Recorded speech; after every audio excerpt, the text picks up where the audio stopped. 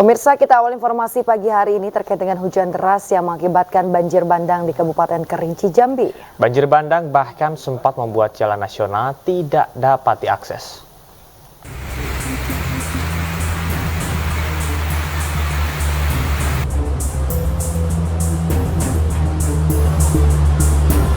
Banjir bandang menerjang puluhan rumah di bantaran sungai yang melintasi Desa Semumu, Kabupaten Kerinci, Jambi. Banjir datang secara tiba-tiba dan sekitar 50 rumah warga terendam banjir bercampur lumpur. Banjir bandang terjadi selama 1 jam dan telah surut, namun rumah warga masih terendam banjir.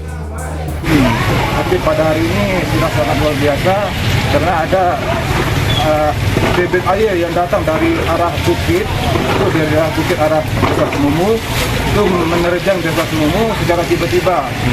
Lebih kurang selama 1 jam terjadi banjir bandang, kemudian setelah itu air berangsur-angsur surut. Tidak ada korban jiwa pada banjir bandang ini, namun 1 unit motor dan barang-barang milik warga rusak. Derasnya arus banjir juga sempat membuat jalan nasional macet. Untuk itu anggota dari Polres Kerinci disiagakan untuk mengatur arus lalu lintas. Warga berharap ada solusi dari pemerintah daerah agar banjir serupa tidak terjadi kembali. Dari Kabupaten Kerinci, Jambi, Kapior Gandhi, iNews melaporkan. Pemirsa, banjir lahar Gunung Semeru kembali menerjang permukiman warga di Desa Klopo Sawit, Lumajang, Jawa Timur. Akibatnya 9 rumah warga rusak tertimbun material banjir.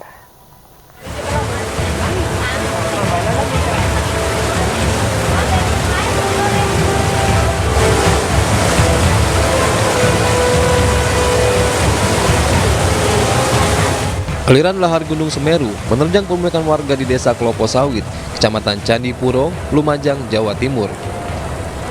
Peristiwa ini terjadi lantaran tanggul yang menjadi pelindung pemukiman warga sudah hancur. Akibatnya, 9 rumah warga di Dusun Rojo Balian rusak tertimbun material pasir dan batu. Beruntung pemilik rumah sudah mengungsi saat banjir menerjang tempat tinggal mereka. Tidak hanya menerjang pemukiman warga, banjir lahar Gunung Semeru juga mengikis jalan desa dan memutus akses kendaraan. Banjir lahar ini kembali terjadi setelah wilayah puncak Gunung Semeru diguyur hujan deras sejak Selasa malam. Tadi malam itu pas habis hujan deras itu tiba-tiba airnya langsung melunjak ke sini, udah meluap. Langsung meluap, langsung ke sana airnya. Pas hujan deras itu. Hujan deras. Iya, mau maghrib itu. Terus dampaknya apa ini, Pak, ke rumah-rumah warga ini, Pak? Iya, ke rumah ini dari sini sampai ke sana, ke ujung sana. Rumahnya rusak semua, Pak, ya? Iya. Selain menerjang pemukiman warga dan mengikis akses jalan, banjir lahar Gunung Semeru juga menyeret 2 alat berat yang digunakan untuk normalisasi sungai. Dari Lumajang, Jawa Timur, Yayan Nugroho, iNews melaporkan. Turap setinggi 10 meter dengan panjang 20 meter longsor mengakibatkan 3 rumah kontrakan ambruk tergerus longsor. 1 diantaranya habis tak tersisa.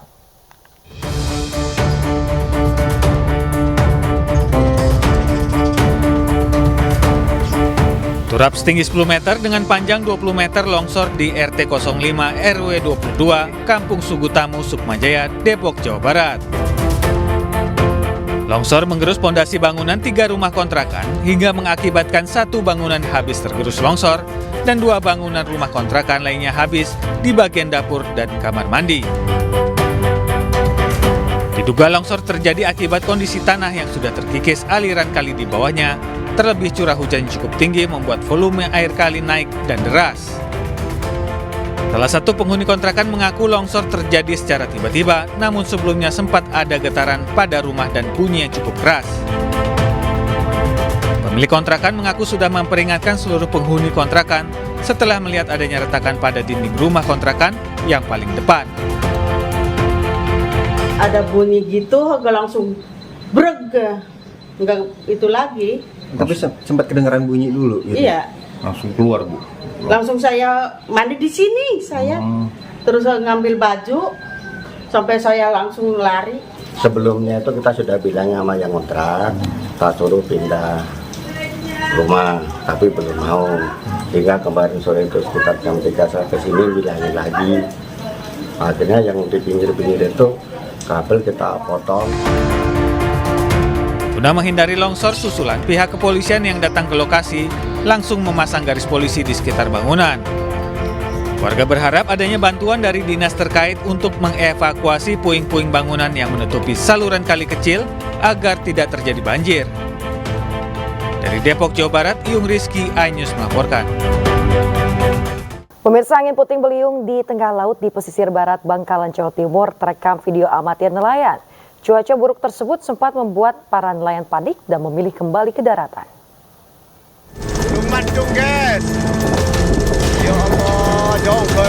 Angin puting beliung muncul di Selat Madura, tepatnya di pesisir barat Bangkalan, Jawa Timur. Sejumlah nelayan yang berada di lokasi sempat panik menyaksikan fenomena alam cuaca buruk tersebut. Pasalnya, kondisi cuaca buruk seperti itu biasanya akan diikuti dengan ombak tinggi yang bisa membuat kapal nelayan terbalik. Sebagian nelayan akhirnya memutuskan untuk tidak melanjutkan melaut dan memilih mencari ikan di sekitaran pesisir. Cuacanya mendungnya udah turun, hujannya udah turun, wis ombaknya besar banget seperti itu. Kayak sebelum puasa kalau nggak salah itu udah menelan korban juga gitu. Menelan korban juga itu dari Gresik itu kalau nggak salah itu. Cuaca buruk di Laut Bangkalan sudah berlangsung sebelum bulan puasa lalu, bahkan hingga menelan korban jiwa. Dari Bangkalan, Jawa Timur, Taufik Syahrawi, iNews melaporkan. Pemirsa, video amatir warga merekam detik-detik usai minibus menabrak sebuah rumah warga di Desa Pidoli Limbong, Mandaling Natal, Sumatera Utara.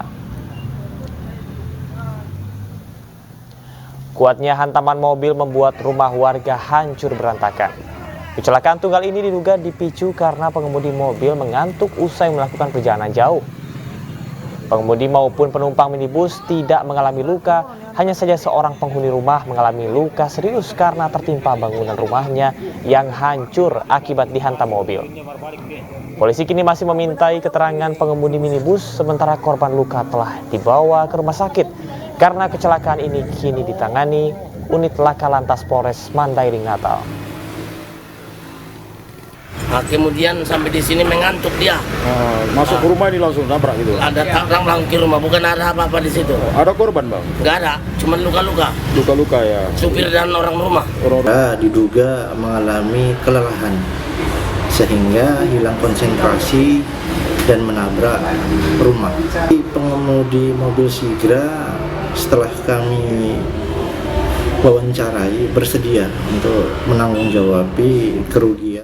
Diduga akibat persaingan usaha, satu unit mobil perusahaan jasa titipan di Sungai Panas, Batam dibakar orang tidak dikenal. Mobil yang biasa digunakan sebagai alat angkut barang jasa ini saat ini telah diamankan pihak kepolisian.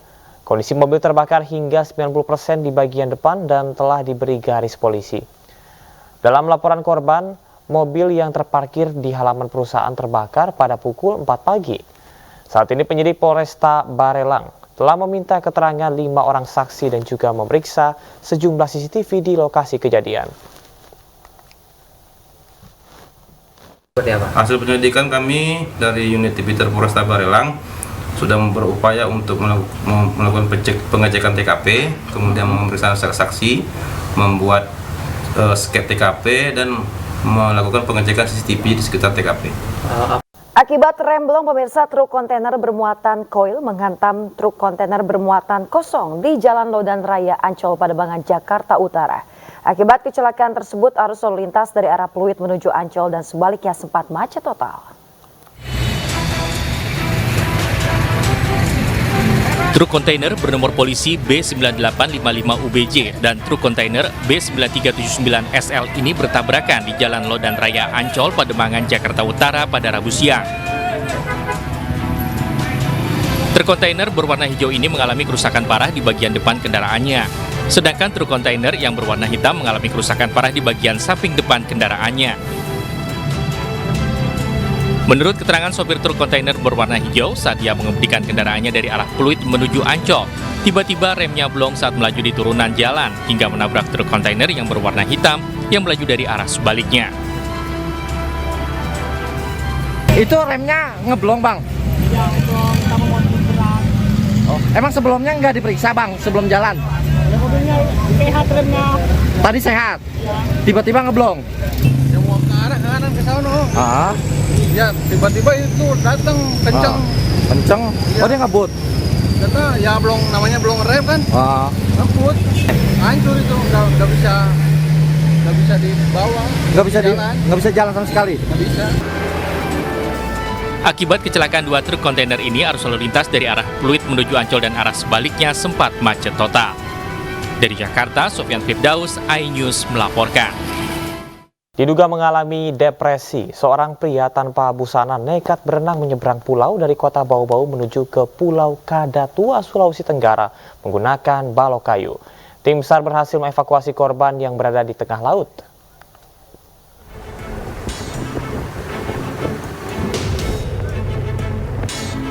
Diduga alami depresi, seorang pria tanpa busana nekat berenang menyeberang pulau dari kota Bau-Bau menuju Pulau Kadatua, Sulawesi Tenggara menggunakan balok kayu. Korban warga Raha, Kabupaten Muna itu dievakuasi oleh tim SAR di tengah laut antara kedua pulau.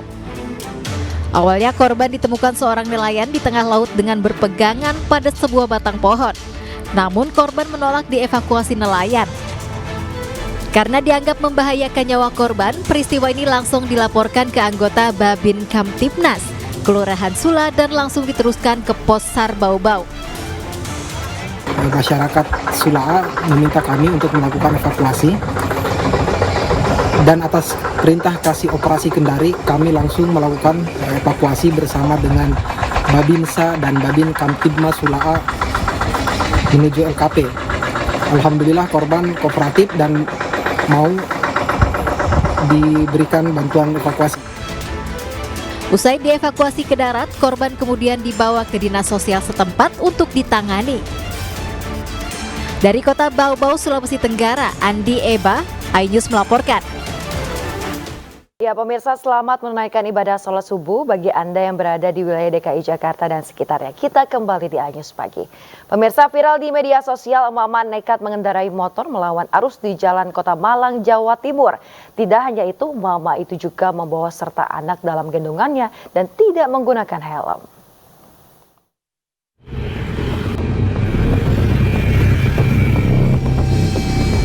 Dalam video yang direkam warganet dan kemudian viral di media sosial ini, terlihat seorang emak-emak mengendarai sepeda motor tanpa mengenakan helm melawan arus lalu lintas di Jalan Ahmad Yani, Kota Malang, Jawa Timur. Emak-emak yang mengendarai motor sambil membawa anak dalam gendongan tersebut terlihat santai, meski motor yang dikendarainya mepet dengan kendaraan yang melintas sebaliknya. Aksi ini tentu tidak patut ditiru. Tidak hanya membahayakan diri dan anaknya sendiri, juga pengendara lainnya.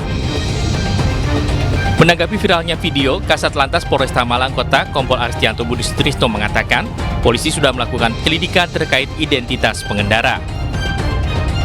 Dari beberapa media sosial yang menginformasikan bahwa adanya pengendara yang tidak tertib dalam berlalu lintas, tidak menggunakan helm, dan juga melawan arus lalu lintas.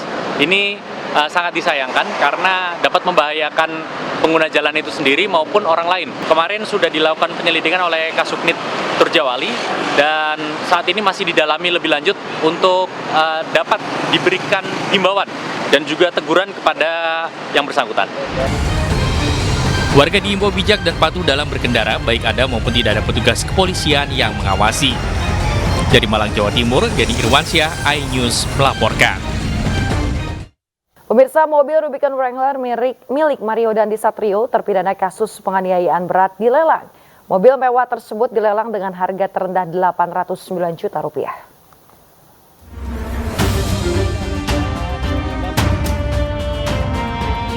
Satu unit mobil Rubicon Wrangler tipe 3,6 AT Jeep LC HD TP dengan nomor polisi B2571 PBP tahun 2013 milik terpidana Mario Dandi dilelang Kejaksaan.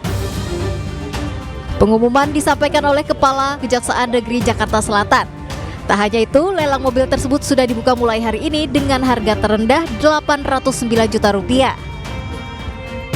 Lelang dibuka untuk umum. Masyarakat yang berminat bisa langsung mendaftar melalui portal.lelang.go.id dengan uang jaminan Rp240 juta. Belum ada info dari KPN belum? Ada yang daftar, Pak. Ada yang daftar hari ini ya? Nah, hari ini ada yang daftar. Jumlahnya berapa? Baru 1 atau 2 lah. Mudah-mudahan banyak yang ikut. Teman-teman bisa menyaksikan mobilnya ada di depan itu. Jadi kita pajak, kondisinya masih dalam kondisi cukup baik. Dan mudah-mudahan Nantinya seluruh hasil lelang akan diserahkan pada korban David Ozora untuk membayar restitusi atau uang pengganti. Dari Jakarta, Rizky Falufi, iNews melaporkan. Pemirsa, kabar duka datang dari salah satu tokoh sekaligus pendiri perusahaan kecantikan Muryati Sudibyo tutup usia. Almarhumah meninggal dunia pada Rabu dini hari di usia 96 tahun.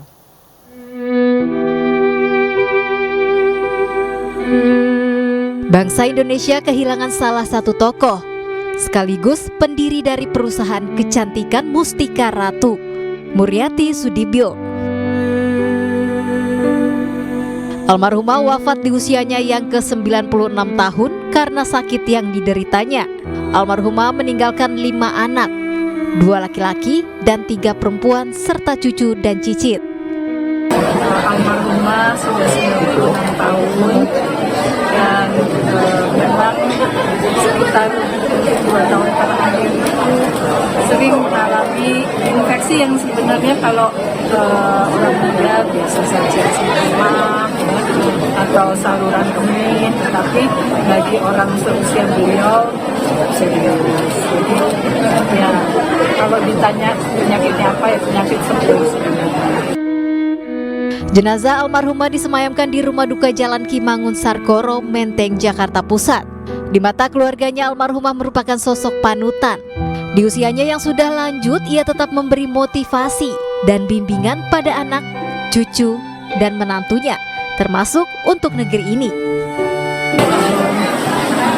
Beliau mengajarkan kami anak-anaknya, 5 anak-anak beliau, 2 laki-laki, 3 perempuan, itu tidak dengan nasihat yang bertele-tele, tetapi memberikan contoh.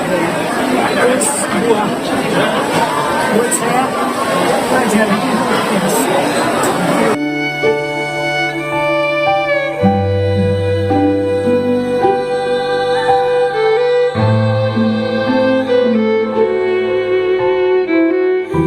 Muryati Sudibyo dimakamkan di pemakaman keluarga Astono Giri Asri di Desa Citapen, Cibeduk, Kecamatan Ciawi, Kabupaten Bogor. Jenazah Muryati dimakamkan dengan cara militer karena almarhumah juga merupakan tokoh penerima bintang Mahaputra. Pemakaman dipimpin Inspektur Upacara Anggota Dewan Pertimbangan Presiden Sidarta Danusubroto. Kebetulan kami mengenal dengan keluarga beliau semua ya. Bapak Diwatani sama-sama saya di Dewan Pertimbangan Presiden ya. Dan saya merasa dapat kehormatan sebagai Inspektur Upacara pada pelepasan jenazah dari Ibu Muryati ya. Selain keluarga, kerabat, dan pejabat, Presiden Joko Widodo juga hadir ke rumah duka. Ucapan bela sungkawa disampaikan Presiden kepada pihak keluarga almarhumah. Selain itu, Presiden Joko Widodo juga menyempatkan diri untuk ikut menyolatkan jenazah almarhumah sebagai pemberian penghormatan terakhir kepada mantan Wakil Ketua MPR periode 2004 hingga 2009 tersebut. Dari Jakarta dan Bogor, tim liputan iNews melaporkan.